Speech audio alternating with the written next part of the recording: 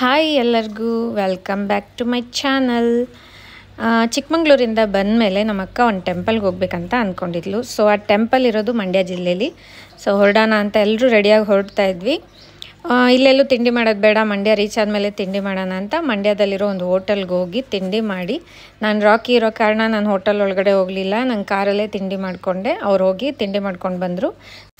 ಆಮೇಲೆ temple reach ಆದ್ವಿ. Temple name ಬಂದು ಶ್ರೀ ವಿಜಯಕಾಳಿ ಪವಾಡ ಬಸಪ್ಪ ಅಂತ ಹೇಳಿಬಿಟ್ಟು. ಟೆಂಪಲ್ಗೆ ಬಂದಾಗಂತೂ ಫುಲ್ ಬಿಸಿಲಿತ್ತು ಮಂಡ್ಯದಲ್ಲಿ.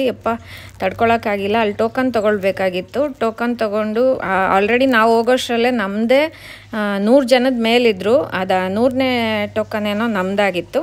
ಸೊ ವೆಯ್ಟ್ ಮಾಡ್ತಾಯಿದ್ವಿ. ಅಲ್ಲಿ ಬಸಪ್ಪಂಗೆ ಕರ್ಕೊಂಡು ಬಂದು ಹೂವು ಮುಡಿಸಿ ರೆಡಿ ಮಾಡ್ತಾಯಿದ್ರು. ಸೊ ಇದೇ ಅದು ಅಲ್ಲಿನ ದೇವರು. ರೆಡಿ ಎಲ್ಲ ಮಾಡಾದ್ಮೇಲೆ ಎಲ್ರಿಗೂ ಪೂಜೆ ಮಾಡಿ ಪ್ರಸಾದ ಕೊಟ್ಟರು. ಪ್ರಸಾದ ತೊಗೊಂಡ್ವಿ. ದೇವ್ರ ದರ್ಶನ ಕೂಡ ಮಾಡಿದ್ವಿ. ನೋಡಿ ಒಳಗಡೆ ದೇವರು ಈ ಥರ ಇದ್ದರು. ಇದು ಉತ್ಸವ ಮೂರ್ತಿ ಅನಿಸುತ್ತೆ. ಈ ರೀತಿ ಇತ್ತು ದೇವಸ್ಥಾನ. ಹೋಗಿ ನೋಡ್ಕೊಂಡು ಒಳಗಡೆ ಬಂದ್ವಿ. ಈಚೆ ಬಂದಾದ್ಮೇಲೆ ಬಸಪ್ಪನ ಹತ್ರ ಎಲ್ಲ ದಾಟ್ಸ್ಕೊತಾ ಇದ್ರು. ಇದೇನಂದರೆ ಕುಡ್ತಾ ಬಿಡಿಸುತ್ತಂತೆ ದೇವ್ರು. ಯಾರು ಕುಡಿತಾರೆ ಅವ್ರು ಬಿಟ್ಬಿಡ್ತೀನಿ ಅಂತ ಹೇಳೋ ತನಕ ಬಿಡಲ್ವಂತೆ.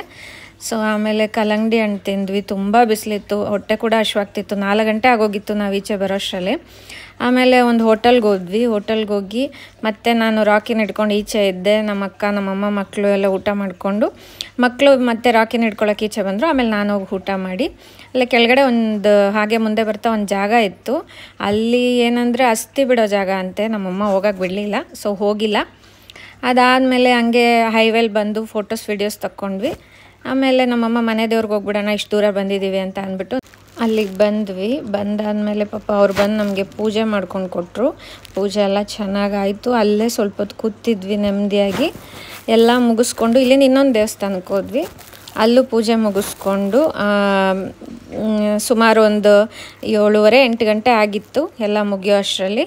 ಮತ್ತೆ ವಾಪಸ್ ಬೆಂಗಳೂರು ಕಡೆಗೆ ಹೊರಟಾದ್ಮೇಲೆ ಇನ್ನೇನು ಮನೆಗೆ ಹೋಗಿ ಏನು ಅಡುಗೆ ಮಾಡಿರಲಿಲ್ಲ. ಸೊ ಹೊರಗಡೆನೆ ಇಡ್ಲಿ ರೈಸ್ ಬಾತ್ ಎಲ್ಲ ತಿಂದ್ಕೊಂಡು ಮನೆಗೆ ಹೋಗಿ ಮಲ್ಕೊಂಡ್ವಿ. ಇವತ್ತಿನ ಡೇನ ಕಂಪ್ಲೀಟ್ ಮಾಡಿದ್ವಿ.